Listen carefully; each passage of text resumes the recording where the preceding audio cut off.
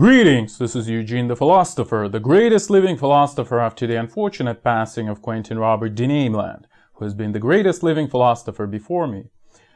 This video is quite provocatively titled, I would say, but what I mean by that is not literally like I know better, meaning the philosopher, but it's rather like a quote, or you might say virtual quote, kind of referencing my previous video. It's something that someone might have said about a certain topic, which we would discuss a little bit down the line. So, we're going to be talking about a certain sentiment, I would say, that is pretty frequently observed in our culture. A sentiment which is also connected to conspiracy theories and things like that, but again, more on that later. And which is, again, pretty prevalent in current reality, all right? In the media, in culture in general. So, I've already mentioned in my previous video, again, this engram data, which shows that today pretty much it's the like historical maximum of conspiracy theories mentioning of this phrase conspiracy theory in books, and it seems to be the case that really nowadays is like the golden age of conspiracy theories in general, right? So why is that the case? Well, in particular, this video is about this subject. So in general, what we have in our culture, and again, it has been noted by many philosophers, sociologists, and people like that, thinkers and even writers, who all noted, many of whom at least noted, that our current age is signified by crumbling of traditional hierarchies, right? And instead of that, instead of these sort of vertical power structures, we get, and again, I've touched on this in my videos as well many times, instead of these vertical hierarchies, we get networks, right? So we get more of a horizontal, or rather, I don't know, three-dimensional at the very least, organization of power in society. And by power, I mean everything, literally, like knowledge, morality, I mean politics, economics, like virtues, if you know what I mean, and things like that. So power in general, right? So we have a more network-oriented pattern today, rather than, you know, pyramid, vertical oriented, as it seemed to be the case previously. All right.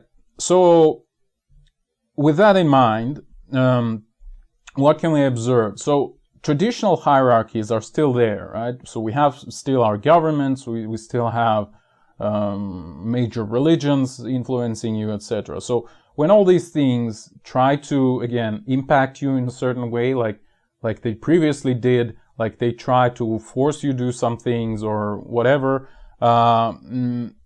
you can today, or at least many people do, say that I know better. And this is exactly what this video is about, meaning that they are already, these people who say that, are already part of another network of power, and not a subject of this hierarchy that still tries to influence them, right? So I know better than to follow you, or something to that effect. So I have my own domain of my own network of interests, of influences and things like that. And again, I've mentioned that in Inheritance of Ideas video, like how really you are the product of a whole bunch of influences, experiences and things like that throughout your whole life, right? And here we have a more of a sociological projection of the very same phenomenon. All right, you might even say political. So examples of that may be, again, conspiracy theories. It's a perfect example. So basically, the idea is we have a mainstream narrative of something, and we have a I know better narrative that counteracts it, right? So it's an alternative network of power with its own agenda, with its own narrative that is not really compatible with the mainstream one, right? So any sort of conspiracy theory fits more or less this agenda, this framework, like end of the world type of ideas. You probably know what I mean.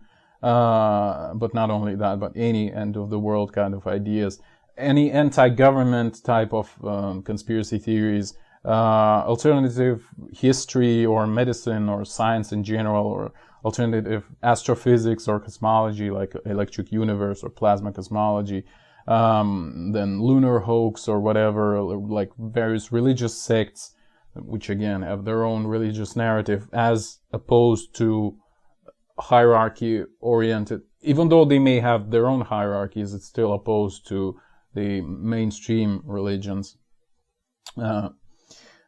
Actually, Freemasons are interesting in this respect. Are they also I know better type of religion, or are they more mainstream? Because, well, they're pretty mainstream, I would say. But anyway, so yeah, so basically this is the idea. This is what this video is about, and well, I've pretty much described it already. Why it's happening, and what are the examples, and like what's going on essentially. Right, so this is one of the aspects of how conspiracy theories arise. Again, well, okay, I'll repeat that in the conclusions. But so far, I wish to also note that it's understandable why this sort of phenomena are observed today. Why are they flourishing on the internet in particular? Well, because internet is intrinsically network-oriented rather than based on hierarchical worldview, etc., right? So it's completely understandable why. Again, this proverbial comparison of the internet with the book printing that I've already made a lot of times. And not only me, I think this idea is pretty prevalent, pretty frequently mentioned in other sources as well. All right, so when I'm mentioning this, when I'm trying to condense this sort of phenomenon into this I know better type of box, I'm not really criticizing it, you see. Well, I kind of am criticizing it, but at the same time, I kind of don't. So let me explain what I mean here. So it's like there is value, let's say, in all these alternative types of ideas, right? So, and the value is at the very least to point out the contradictions, the problems, all the downfalls of this hierarchy that preceded it, right? So all the people that are trying to escape the previously existing hierarchy are already beneficial for the society as a whole because they uncover all the problems of the hierarchy, right? So there is value in this, at the very least, the existence itself, the existence of this alternative point of view, right? But at the same time, you can probably see that, hopefully, that there is a next step here possible. And from this next step, I'm criticizing the I know better type of escape from the hierarchy, not from the conservative point of view that hierarchy was cool, even though it was cool, but for other reasons. So I'm criticizing the I know better escape from the hierarchy from sort of the next step. So the next step would be, in my opinion, is to escape from the I know better narrative as well. You see, so you escape the hierarchy. You know, there is a like a fairy tale, a Russian fairy tale, like a folklore about. It's called Kolobok. I'm not sure if there is any translation of it in English, but basically there is like there's many times throughout the text there repeats a phrase that и от дедушки ушел, и от бабушки ушел, etc., which means that this kolobok, which basically a ball is a ball of dough, like ready to be baked or something, or already baking. I'm not sure. I don't remember. So it escaped the grandpa, it escaped the grandma. So it's kind of the same idea. So we escape the hierarchy, then we escape the I know better domain of people who also escape the hierarchy, and we go further, right? So this next step, basically, so the first step I know better step is to understand that hierarchy is based on a lie, fundamentally, right? This is the first step. Then you are entering the I know better segment of society. But the next step is to understand that I know better narratives are also based on a lie. So, and then you transcend, so to speak, away from it. So ultimately, I know better people say that governments and hierarchies tell you lies, and they are based on political agendas, etc. And the next step is to realize that all these I know better people are also frequently, at the very least, based on certain agenda, maybe poorly reflected upon agenda, right? But there is always some sort of power structure that benefits from the existence of this thing in the first place. So yeah, or at least it emerges spontaneously, and there are clear beneficiaries of these movements. Right. And even governments themselves may use these movements for their own ends, obviously. So anyway, what I'm saying is, I guess, is that it's important to understand that in some sense everything is a lie, you know, which means that, again, returning to Assassins and Templars video, nothing is true, everything is permitted, right? So yeah, indeed, that's the case. So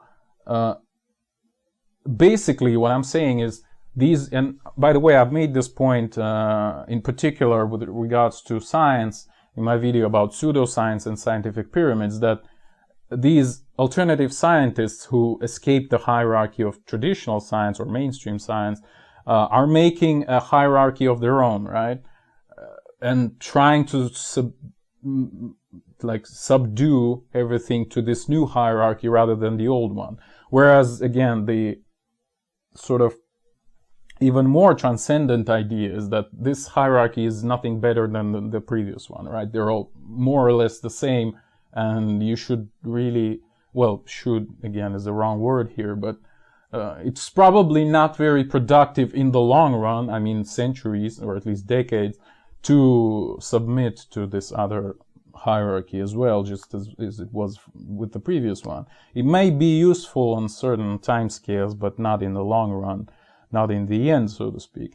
All right, so yeah, and so we arrive at this sort of Hegelian synthesis type of idea where you have a thesis, a hierarchy, antithesis, another hierarchy opposing it, this I know better hierarchy, and then we have a synthesis where a person has been through all of those, both of those things, and arrived at something third, right?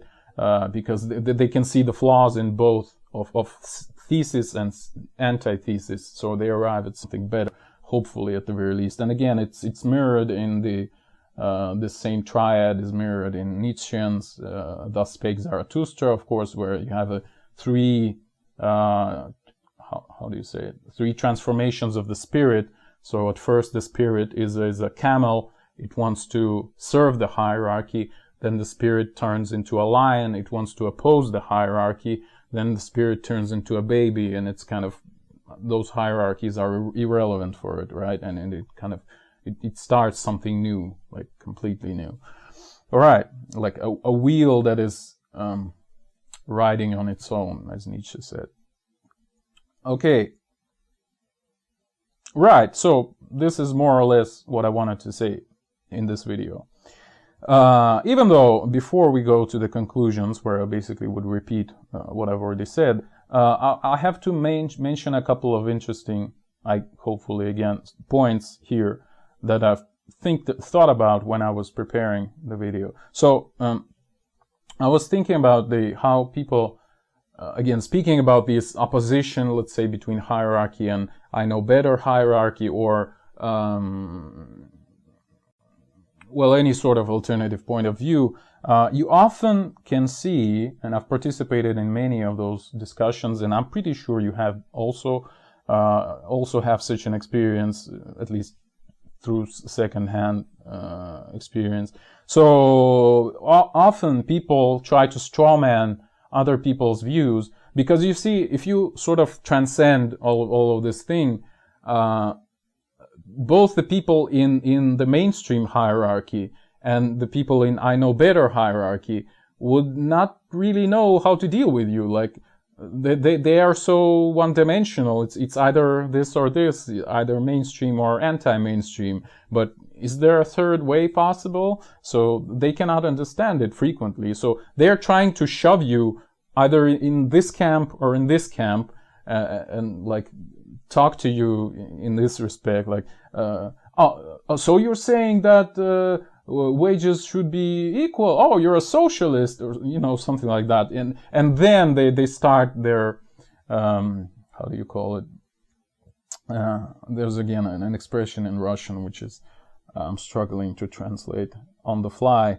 Well, anyway, an accordion, let's say. They start playing their accordion again. Oh, socialism is bad because blah blah blah. And I know that I've said those things as well, but I wasn't referring to any particular people. I was referring to socialistic views in the first place. I'm not trying to shove people into the one camp or another. Again, as I've stated in one of my previous videos, it's really not productive to address the people in the first place, right? It's much better to address the ideas. Okay, so yeah, it's a really frequent tendency. And why is that the case? Why do people love shoving you or anyone else, any conversationalist, into one of those black and white type of camps? If they already have a preset agenda, you see. They have their white agenda of something and they put you into black agenda, and they like put all these labels onto you and start criticizing you through those labels, right? This is what they're doing. And why is that the case? Well, because of will to power, because they have already practiced criticizing these labels. So they've probably read a lot, they've watched the videos where those labels were criticized. So they have a lot of arguments in their pocket to throw at you, right? If they are able to put the label onto you. So that's why they are so eager to do that in the first place. Because, well, roughly speaking, I don't know, again, some only stupid analogies come to mind. Well, they have a hammer and they want to turn you into a nail because they already have a hammer. And they say, oh, you have a hat. Oh, you're a nail. Yeah. So something like that. So, and it's fundamentally will to power. So they have power over these labels, or at least they think they do. Which means that it would be more convenient for them to perceive you through those labels, rather than try to actually understand what you mean, right? Try to look at the nuances and like appreciate your point of view as a special, unique point of view, rather than, some black and white type of thing. All right, so hopefully it's understandable. And again, it's probably worth noting how important in this respect is the standardization of narratives, both the mainstream narrative, hierarchical one, and the anti-mainstream I know better type of narrative, because they both have their own pantheon of myths, their mythologems, if that's even a word in English. So and like they have developed an instrumentary, almost like evolved, almost like a living being, like tools like beaks and claws to deal with the opposite camp's arguments and inventory of this sort, their mythology, right? So they have evolved to fight each other. So that's why they are struggling to fight anything else, because they don't even recognize it. They don't have tools to even work with it. Right? So importance of this sort of standardization is really clear for the development of those sort of power structures, like the mainstream hierarchy, which again fights pseudoscience, fights sects and anti-vaccination people, and anti-vaccination people and sects and pseudoscientists fighting against mainstream science with their own mirroring instruments. All right. Like one time I've met in a bar, which is an interesting place to meet somebody like that. a guy who was studying to become an Orthodox priest. So we have like a high college, maybe it's even a university right now, I'm not sure, where the Orthodox priests are being, how do you say it? Well, they graduate from there, let's say. Okay, so, and he actually talked to me, like, he told me that they have specific courses of how to answer the arguments against the church, right? So they are really working with their instruments in this respect. But all right, so let's go to the conclusions now. In this video, I talked about the modern state of culture where ultimately the previously existing traditional hierarchies crumble, and instead of them, we arrive at the world filled with networks of power, right? Of any sort of power, like information, politics, economics, things like that. And therefore, in this respect, the manifestation of power from the previous hierarchies may encounter a resistance from these new networks, more like horizontally oriented networks, like which of course are most prolific on the internet, right? And one of the examples of these new networks is conspiracy theories, and there are many instances of those. I've already listed them, like alternative science, alternative medicine, history, various political views, etc., etc., and cultural views, you might say. Yeah. So hierarchies oppose these new network-oriented structures, yet these new structures also behave almost like hierarchies because, well, for many reasons. But I claim that it's not only important to recognize that hierarchies are already not viable, but this opposition to them is also not really viable. And I think one of my next videos would be about that, like how do we construct and recognize objects in this new reality, and what can we do about it, even though probably I wouldn't come in with any sort of solution, but at least posing the problem is already a good step forward. So anyway, these old hierarchies fight new network structures, but we also need to recognize that both, let's say, the government and anti-government are both based on political agenda, which is false ultimately, like in some very fundamental ultimate sense. And therefore, it's not really productive to, let's say, genuinely believe that one of them is true, right? That's what I'm saying. So after hierarchy, there comes I know better type of structure, but after I know better, there's also some space to learn something new. So you don't have to be limited by any of those two at the very least. All right. Thank you for watching. The eons are closing.